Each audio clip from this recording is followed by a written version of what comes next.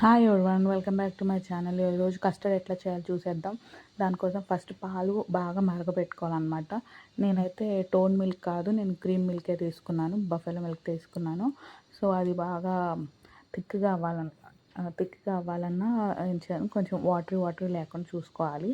ఇదేంటంటే custard powder అనమాట. నేను 2 స్పూన్స్, 1 లీటర్కి నేను 2 to 3 స్పూన్స్ తీసుకున్నాను కస్టర్డ్ పౌడరు.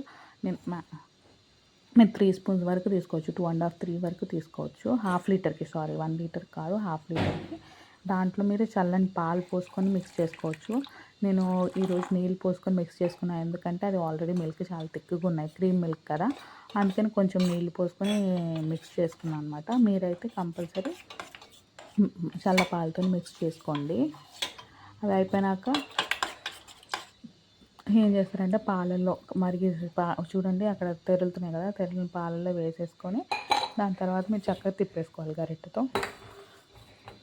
గరిటెతో తిప్పేసుకుంటే మెల్లిమెల్లిగా అది థిక్ అయిపోతూ వస్తుంది అనమాట. సెమీ థిక్ అంటే ఫుల్గా థిక్గా అవ్వాల్సిన అవసరం లేదు. స్టవ్ మీదే మీరు పెట్టుకొని కొంచెం తెరలే వరకు ఉంచుకున్నారనుకోండి, చల్లారినాక అది ఆల్మోస్ట్ కొంచెం థిక్ అవుతుంది.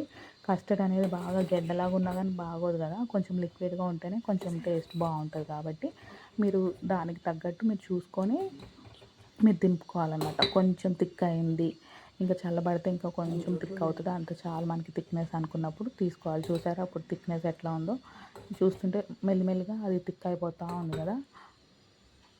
కొంచెం చూడండి ఇట్లా తెరులుతుంది కూడా. ఇట్లా తెరిలినప్పుడు మీరు స్టవ్ ఆఫ్ చేసేసుకొని దాని తర్వాత కొంచెం చల్లారి పెట్టుకోవచ్చు. చూసారా ఇట్లా కొంచెం థిక్గా అనిపిస్తుంది కదా, ఇది మనం ఫ్రీజర్లో పెట్టుకోవాలి. ఇది చల్లారినాక ఇంకా ఫ్రీజర్లో పెట్టుకుంటే ఇంకా కొంచెం థిక్ అవుతుంది అన్నమాట, గడ్డలాగా అవుతుంది.